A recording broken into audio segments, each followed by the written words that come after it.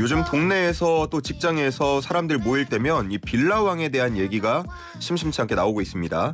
최근 수도권에 1000채가 넘는 빌라를 갖고 있던 이른바 빌라왕 40대 김모 씨가 갑자기 숨지면서 세입자들이 보증금을 돌려받지 못하고 있는데요. 아예 빌라 건물 전체가 전부 김 씨 소유인 경우도 있었다고 합니다. 게다가 세금을 62억 원 넘게 내지 않고 있다가 숨진 상황이라서 세입자들이 전세 보증금을 받지 못할 위험이 커졌다고 하는데요.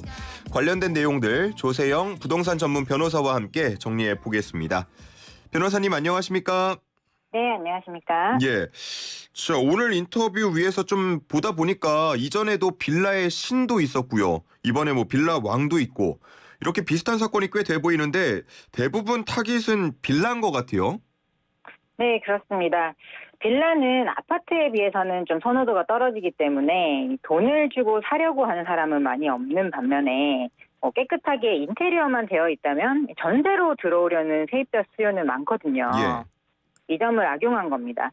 특히 아파트는 이제 포털 사이트에 검색만 해봐도 정확한 시세를 쉽게 알 수 있는 데 비해서 빌라는 실거래가 조회가 쉽지 않다는 점도 이 사기 범죄에 이용되기 쉬운 이유입니다. 예. 그래서 이 매매가 자체를 부풀려서 이 매매가에 꽉 찬 깡통 전세를 받아서 보증금을 가로채는 방식의 사기가 일어나게 되는 겁니다. 예, 그렇군요.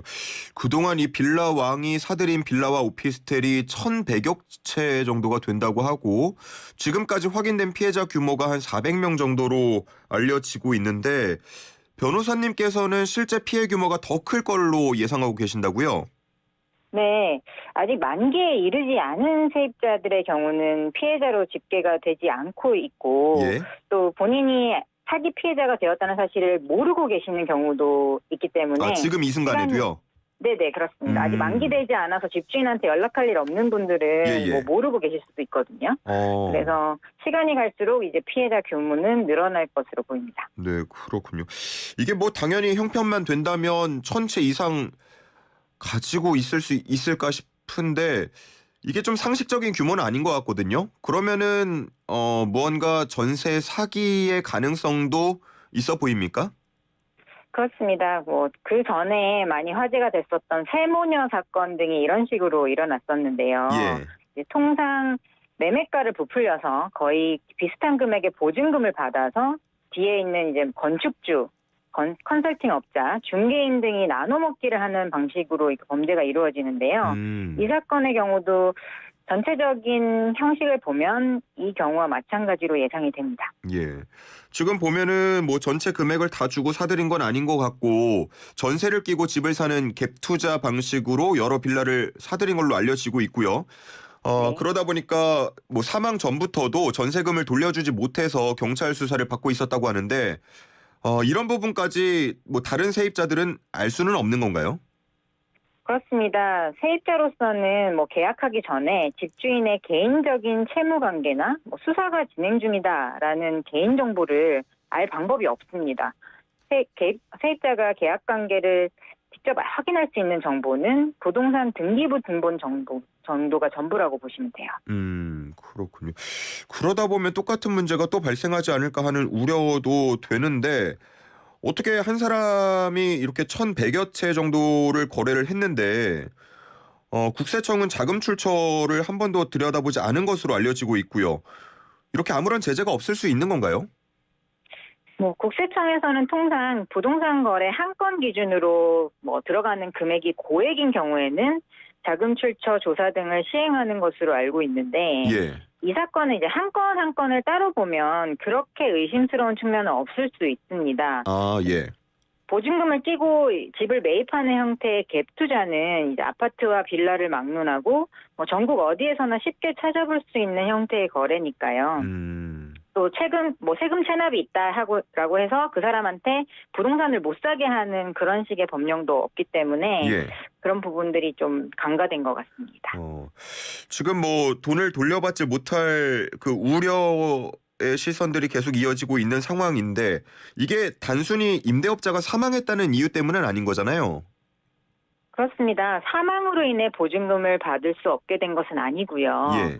애초에 깡통 전세로 계약되었다는 점 자체로 인해서 보증금을 돌려받기 어려운 구조였다고 보시면 됩니다. 이제 매매가와 보증금이 거의 비슷하다면 이 집이 경매로 넘어가면 낙찰가는 당연히 시세보다 훨씬 낮아지니까 예. 그 자체로 이미 보증금 일부에 대한 손해는 예견이 되어 있었던 거고 뭐 세금 체납도 있었기 때문에 더 손해 범위가 커진다고 보시면 됩니다. 이게 뭐 부동산이 좀 상승기이고 전세 거래가 활성화되고 이럴 때에는 어떻게 보면 드러나지 않고 있다가 이번에 금리도 올라가고 전세를 들어오려는 사람들도 적어지다 보니까 더 문제가 부각이 된 건가요? 그렇죠. 왜냐하면 다음 세입자가 같은 보증금을 내고 또 들어오게 되면 사실은 전 세입자분들은 뭐 피해를 입으시는 게 없기 때문에 예. 약간 폭탄 돌리기 개념으로 계속 이제 전세와 전세로 이어지는 상황이었다면 문제가 안 생겼을 텐데 예. 최근에 경기가 나빠지고 또 세금 체납 같은 문제가 불거지면서 이게 터졌다고 보시면 될 것 같습니다. 이 피해자의 일부는 전세금 반환 보증보험에 가입을 한 것으로 전해지고 있어요. 허그를 통해서 가입하는 경우들이 좀 있었던 것 같은데 근데 대위 변제 절차를 밟지 못하고 있다고 합니다. 이게 왜 그렇습니까? 이 보증보험에 가입한 세입자가 임대차 계약이 끝나서 집주인한테 보증금 돌려주세요 했는데 돌려받지 못하는 경우에는 예. 이 주택도시 보증공사에 대고 보증금을 돌려달라고 청구할 수 있습니다. 네. 근데 이 절차를 위해서는 우선 임대차 계약이 종료가 돼야 되잖아요. 예. 그래서 임대차 계약이 해지되었으니까 보증금 돌려주세요라고 집주인에게 통지에 따른 사실을 증명할 수 있는 뭐 문자라든지 내용 증명 이런 걸 보냈다는 사실을 증명하는 서류를 제출을 해야 되는데 예. 문제는 이 집주인 김 씨가 사망한 이유기 때문에 이런 통지를 받을 집주인 자체가 없어지게 된 거죠. 그래서 뭐 상속인에게 해야 되는데요. 예. 현재 그 상속인인 부모가 상속 포기를 할지 여부를 정하지 못한 미정인 상태라고 해요. 예. 그래서 상속 포기를 하게 되면 또 사촌인의 혈족까지 상속이 계속 이루어지고 네. 그 모두가 포기하면 법원에서 상속재산 관리인을 선임할 수 있는데 네. 이 절차까지 진행되는 데 상당한 시일이 소요되기 때문에 피해자분들이 계속 기다리고 있는 상황입니다.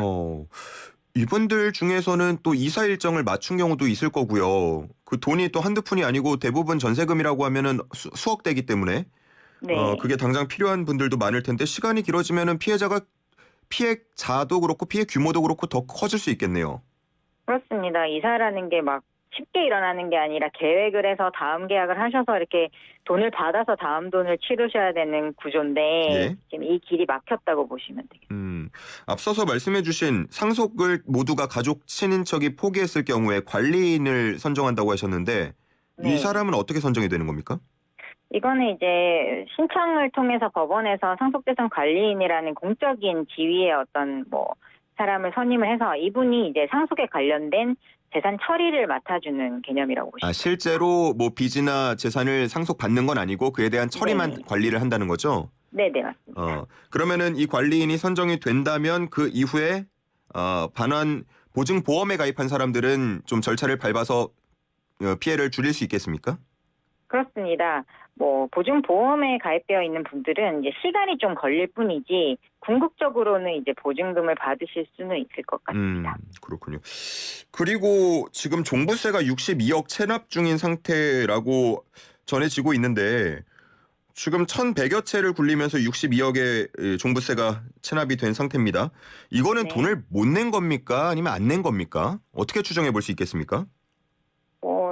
이제 더 수사가 진행이 돼봐야 알겠지만 김 씨 같은 경우에는 자신의 자금이 굉장히 많아서 뭐 빌라를 매입한 케이스가 아니고 네. 거의 뭐 명의만 이렇게 계속 둔 케이스라고 보시면 돼서 근데 명의를 가지는 순간 어쨌든 재산세라든지 종부세 같은 세금은 발생할 수밖에 없는 거고 예. 이 부분은 뭐 어쩔 수 없이 못 낼 것이다라고 스스로도 예상을 했을 것이고 그 배후에 있는 자들도 그 부분은 그냥 안고 가는 느낌으로 샀을 것이라고 예상이 됩니다. 그렇군요.